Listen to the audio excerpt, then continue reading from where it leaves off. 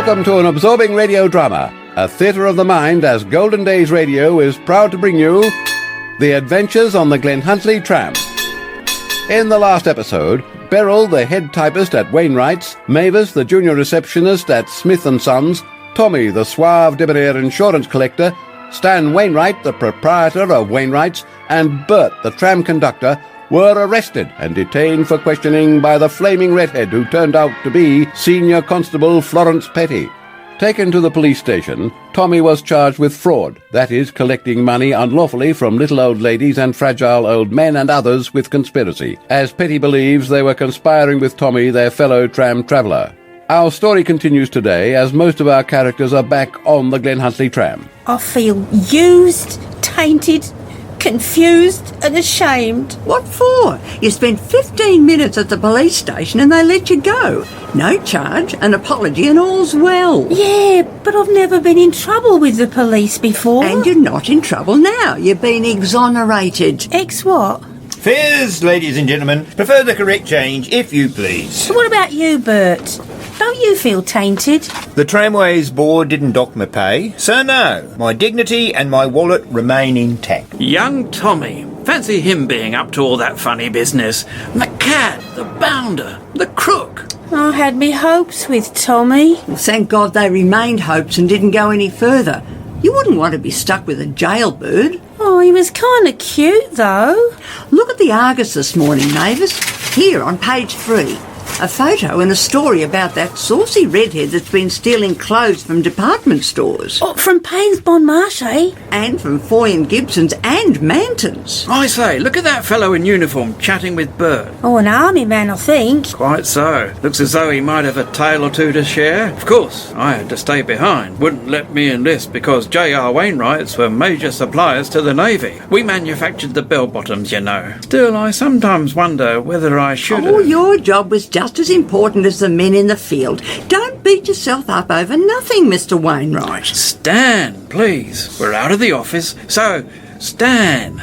Yes, Stan. Righto, you lot. Hope you've got the right change. 9pence, please. I've got my Chrysler portable wireless today, Bert. Yeah, I can see that. It's like the size of 3 bricks.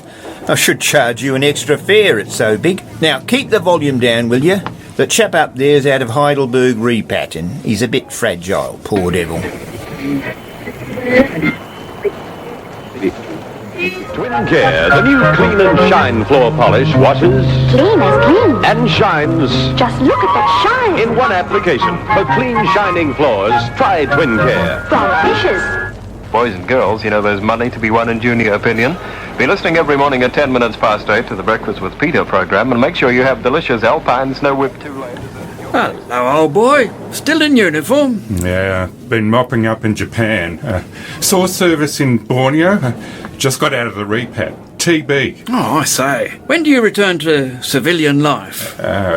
Tomorrow I get my papers, but I ain't got no job and not much money, and my missus is, well, you know, in the family way with our third. Well, if there's anything I can do, please come and see me at Wainwright's.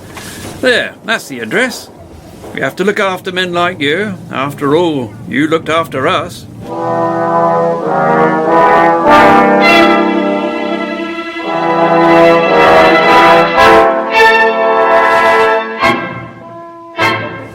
What's that on the window, Beryl? Oh, God, it looks like a bee. Oh, and there's another one. Oh, holy smoke, there's a whole swarm of the little blighters. Bert! Bert! The MMTB's top conductor at your service, ladies. Oh, even to Betsy's. Quick, out of the way. Ring the bell. Driver, stop the tram. Oh, I say, what's up? Oh, the little blighter got me. Mr. Wainwright, Stan, your eye, it's all swollen up. Righto, passengers, evacuate, evacuate, evacuate. Oh, this really hurts. Women and children first, eh, Bert? But there aren't any kids on the tram. Oh, but hypothetically.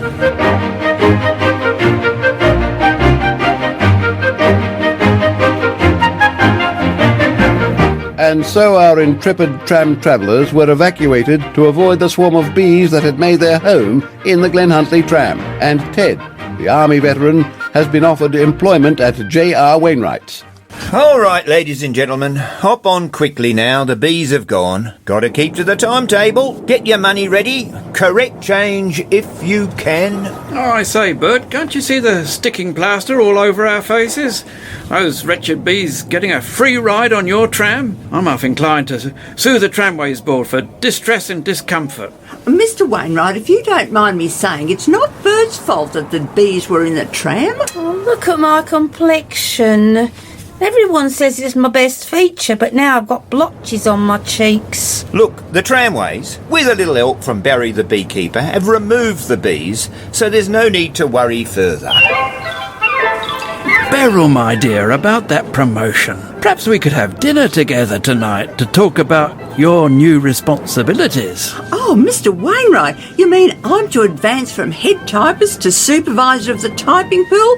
Oh, that's wonderful. Stand, please, Beryl. No need to stand on formalities when we're away from the office. Let me just say that I'm favourably disposed to offering you the promotion, but we should have dinner tonight to work a few things through. Will Mrs. Wainwright be there? Oh, gosh.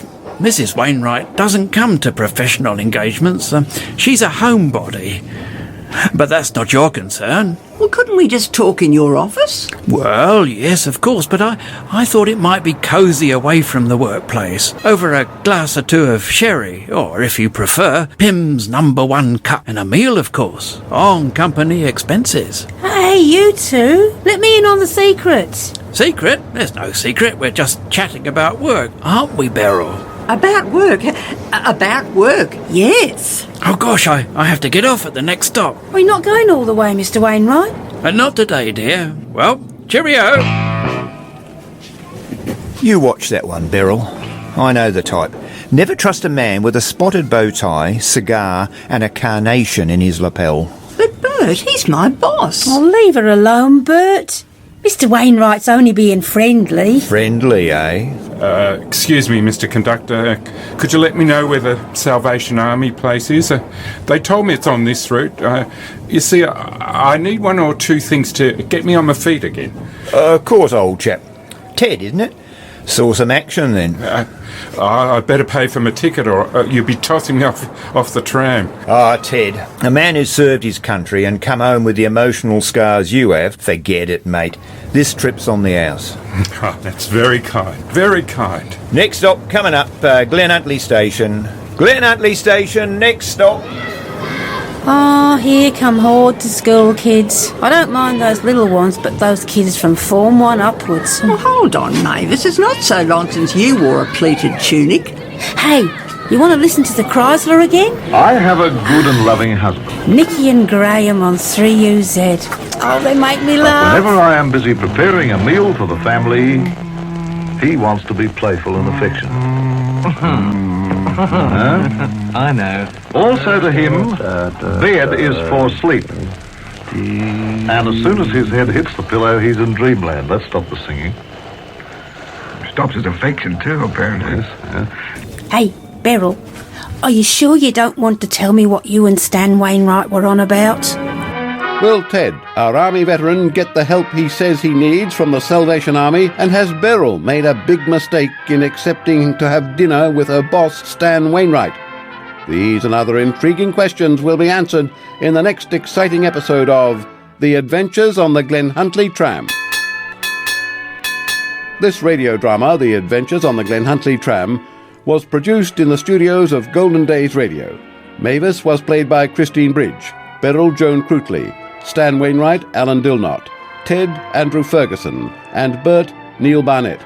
Jerry Watts speaking. Casting director Joan Krutli, recording engineer Des Ford. Written and produced for radio by Peter Thomas, this drama is a work of fiction. Names and characters are the product of the writer's imagination, and any resemblance to actual persons, living or dead, is entirely coincidental. The Adventures on the Glen Huntly Tram is a Golden Days Radio drama presentation.